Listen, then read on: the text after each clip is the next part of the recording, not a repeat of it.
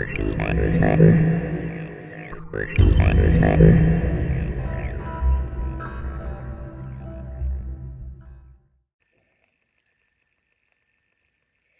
everybody, not too long ago I did an episode on fakes and reproductions. So why am I doing another one? Why am I repeating myself? Well, here's what's going on. Recently, uh, we actually had a decent day weather-wise here in Pennsylvania, so I ended up going antiquing. And I was asked by one of the dealers about a pair of cuffs that he saw online, and the picture he showed me were these. Okay, and he wanted to know if they were worth him buying as real cuffs because they even had the brass tag on them for a plantation or something like that. And the weird thing is, that's pretty much the question that I get asked a lot of times when I go antique into the flea markets and stuff.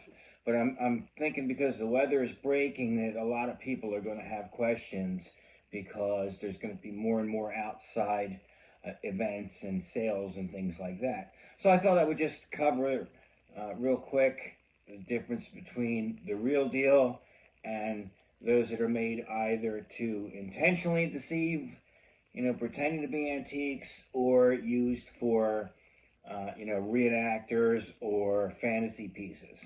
Okay, so I just thought I'd touch base on that one once again. And like I said, even though I've covered this subject before, there might be some new collectors out there or new people to the hobby that, are looking for this kind of information. So, hey, anything I can do to help. Let's start with one of the real common ones.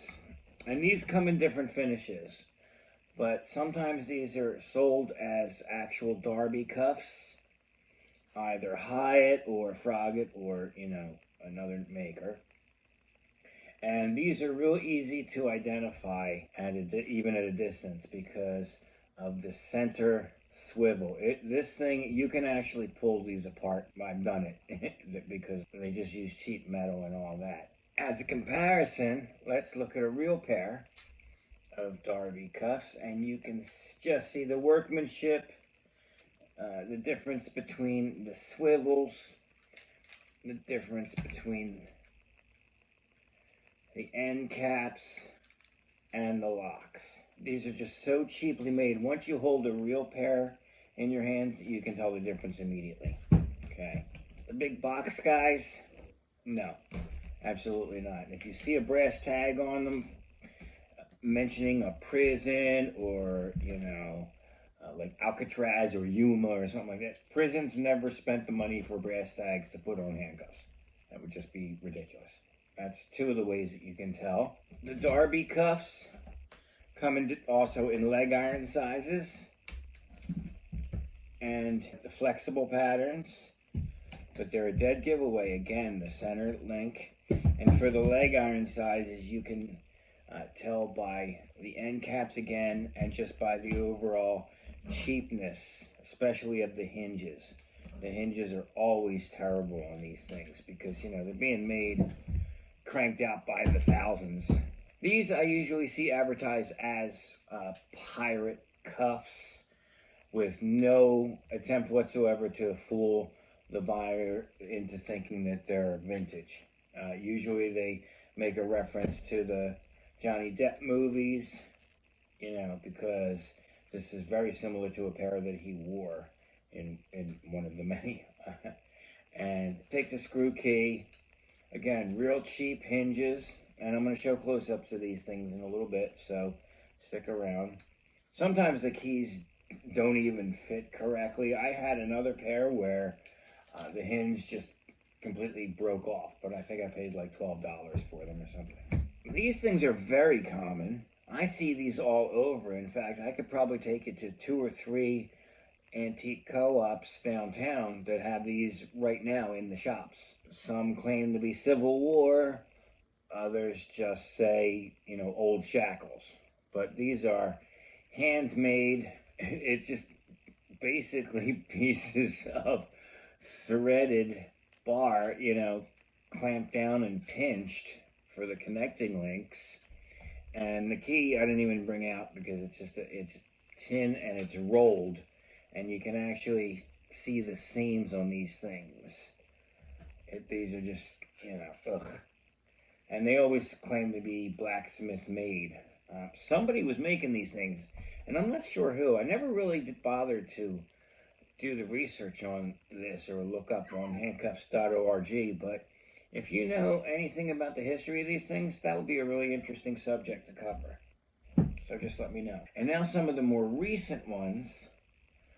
These are almost always advertised as Western cuffs. Bosco, come here. Bosco says hi.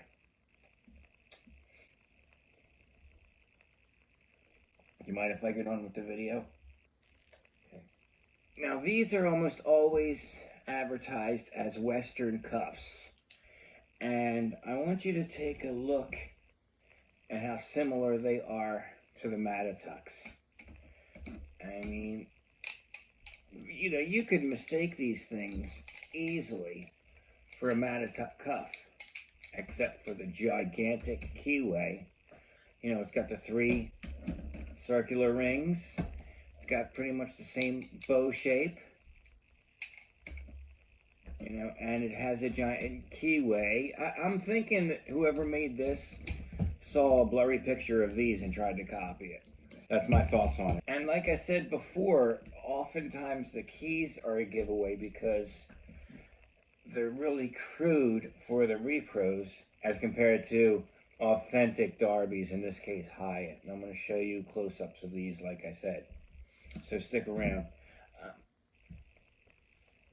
Okay, it's a short video, I understand, but it just seems like, there was a lot of interest in just going over this one more time, especially for the new collectors out there. It seems like there was just a lot of interest in going over this subject again, especially for the new collectors out there. Welcome to the hobby. Hello.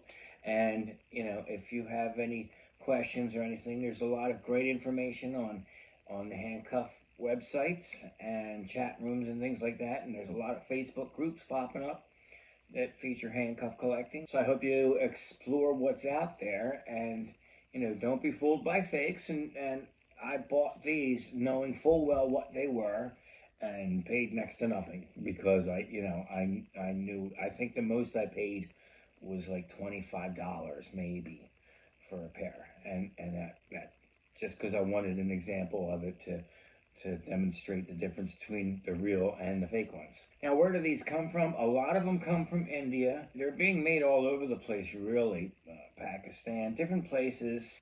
And it seems like there's also people who start their own blacksmith shops as a hobby and end up making shackles and cuffs and things like that. So, there's a lot of sources for this stuff.